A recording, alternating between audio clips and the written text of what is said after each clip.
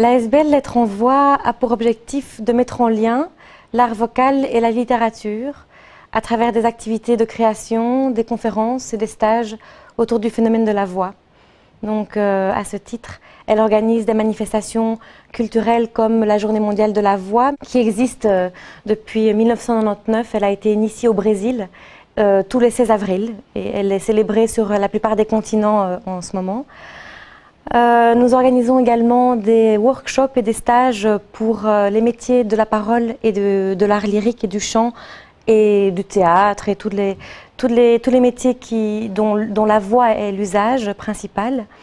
Voix. Voix. Nous n'abordons pas que la voix lyrique, car la voix n'existe pas uniquement à travers le milieu lyrique, le monde lyrique. La voix est partout, elle est dans tous les métiers publics. Je pense aux enseignants qui utilisent leur voix tous les jours, pour certains depuis de très nombreuses années. Je pense aux juristes, aux politiques. Voilà, il y a un tas de métiers pour lesquels la voix est l'instrument de travail.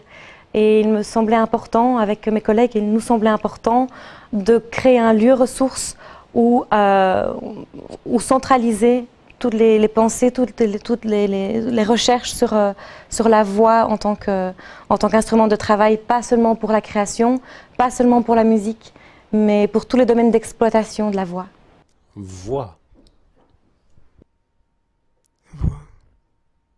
Il y a une musicalité pour chaque voix, en effet, étant donné que le timbre détermine la musicalité de chaque voix.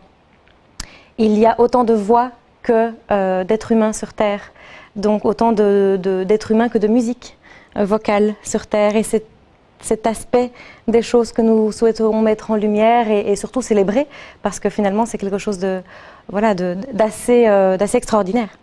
Voix. Voix. Ici en Belgique, elle s'organise pour la première fois, en tout cas à travers l'ASBL Lettres en Voix. Elle s'organisera le 25 juin. Le 25 juin, nous en ferons un écho à Arsenic, la nouvelle maison de l'écoute à Mons. Voilà, nous allons organiser une table ronde en invitant quelques personnalités notoires qui ont toutes un rapport avec la voix au sein de leur métier. Et nous allons leur demander de débattre autour du thème « Donner sa voix aux lettres ». Voix. Voix.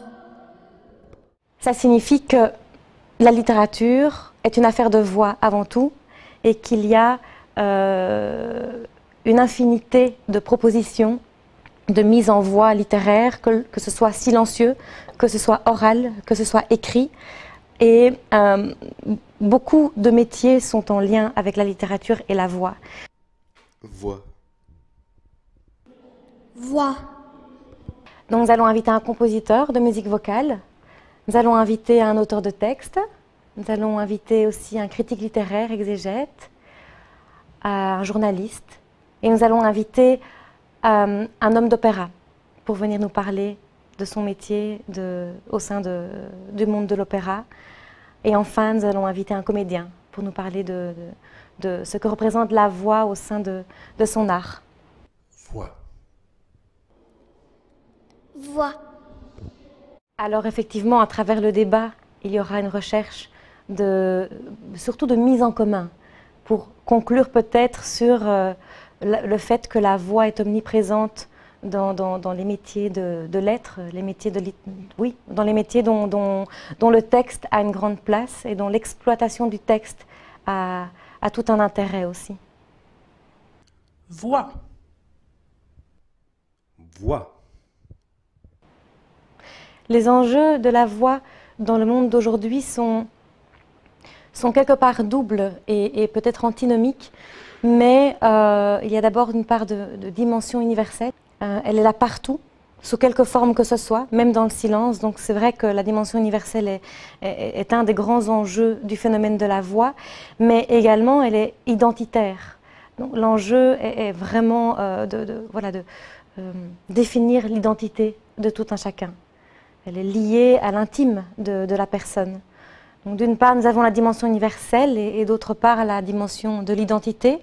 Mais alors, je rajouterai une troisième réflexion à ces enjeux de la voix dans notre monde d'aujourd'hui.